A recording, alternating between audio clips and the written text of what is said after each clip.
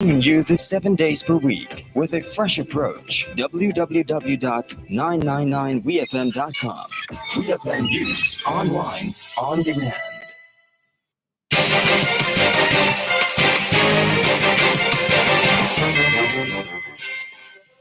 Good afternoon and welcome to WEFM's Midday News, brought to you with the kind compliment of Court St. Vincent Limited. Not all heroes wear capes. Celebrate her this Mother's Day at Quartz. Save up to 40% off selected furniture, appliances, and electronics. Get free accessories with selected purchases and much more. Shop with Quartz Ready Finance and pay $0 for 30 days. And before you check out, don't forget to add extended warranty with our Quartz Super Shield product, which will protect your purchase for up to 4 years. Celebrate moms with us only at Quartz, bringing value home. Offer ends May 31st, 2023. Welcome back to WEFM's Midday News, brought to you with the kind compliments of Court St. Vincent Limited. I am your presenter, Rajiv Providence. First, on the local scene, the Ministry of Health is currently hosting a 2-day workshop designed to get departments across the public service to utilize communication for behavior change as a tool to inform projects and initiatives. The event is taking place at the Kingston Baptist Church and is being facilitated by the United Nations Children Fund (UNICEF) through funding by the United States Agency for International Development (USAID). It forms part of the regional thrust as similar workshops have been held across the Caribbean.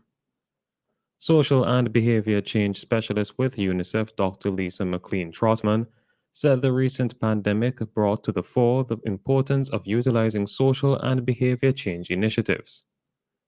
Chief Health Promotions Officer Shanika John said the Ministry of Health recognizes the importance of equipping the various ministries with this type of training, as it would certainly be useful. Communication for social and behavior change is utilized heavily in the implementation of health-related campaigns across the world. St. Vincent and the Grenadines successfully completed its 4th trade policy review as part of the country's obligations as a member of the World Trade Organization, the WTO, in Geneva on the 3rd and 5th of May 2023. The main purpose of the trade policy review mechanism is to improve adherence by all WTO members to rules, disciplines, and commitments made under the multilateral trade agreements and, where applicable, the plurilateral agreements. According to a release from the API, SVG's 4th TPR focused on the macroeconomic and trade performances, trade and investment patterns, trade policy initiatives, and trading arrangements. The delegation was headed by Minister of Foreign Affairs and Foreign Trade, Kiesel Peters, and included Director of Foreign Trade within the Ministry of Foreign Affairs, Mrs. Okola John Patrick, and Trade Officer within the Ministry of Foreign Affairs, Mrs. Nicolette Dalton. Still on the local scene, delegations from the World Health Organization, the WHO's member states will convene in Geneva, Switzerland for the 76th World Health Assembly. St. Vincent and the Grenadines' delegation is being led by Minister of Health Sinclair Prince and comprises of Chief Medical Officer Dr. Simone Keyser Beach and Head of Health Security Donna Bascom. The delegation left the state on May 17, 2023.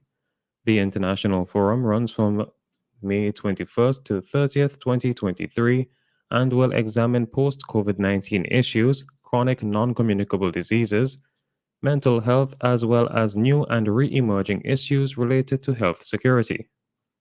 While in Geneva, Minister Prince will also attend the CARICOM and Commonwealth Ministers' meeting, which will also be held there. The World Health Assembly is the decision-making body of the World Health Organization, the WHO. On to news in the region. The Caribbean Examinations Council, the CXC, has launched investigations on learning of a possible paper leak on Wednesday, May 17, 2023. In a press release issued on May 17th at 5:12 p.m., CXC indicated it is aware of the concerns that the Caribbean Secondary Education Certificate CSEC Math Paper 2, which was written on that day, has leaked. This matter is of great concern to us. We have commenced our investigations and will make a definitive statement once the investigation is completed.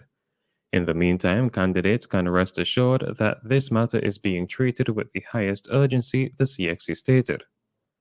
The topic is making waves on Caribbean social media. Some are saying that the leak occurred in 2 territories. However, CXC in its statement did not indicate if the investigations are in specific markets at this time.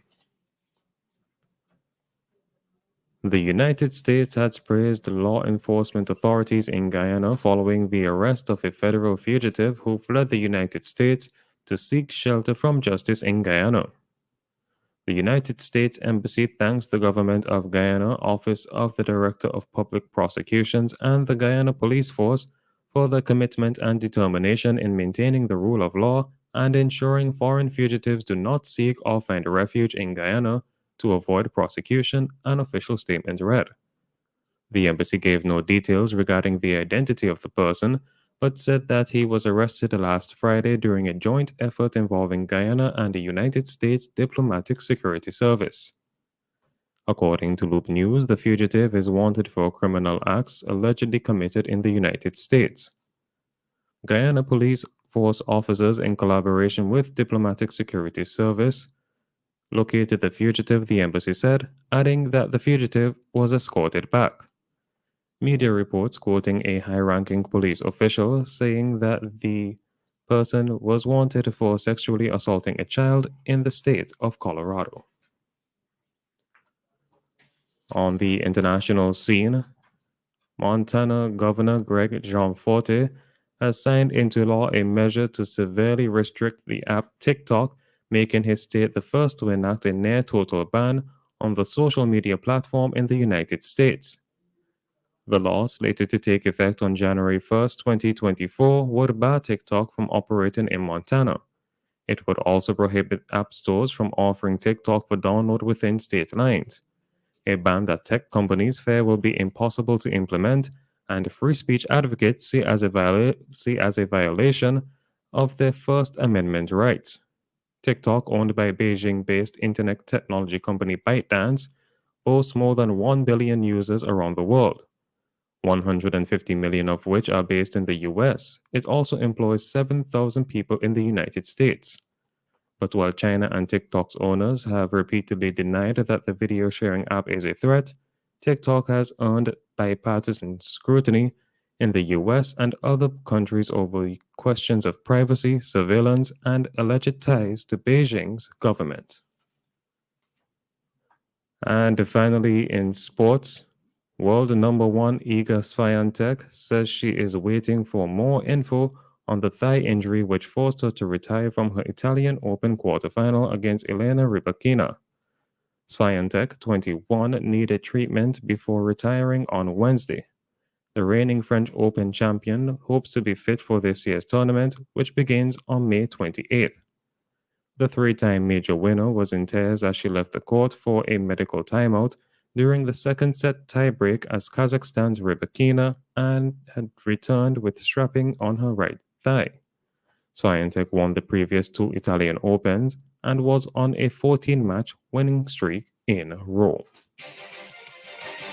This has been WEFM's Midday News. I have been your presenter, Rajiv Providence. Join us again at 3 p.m. for WEFM's 3 p.m. News. WEFM's Midday News is brought to you with the kind compliments of Courts St. Vincent Limited.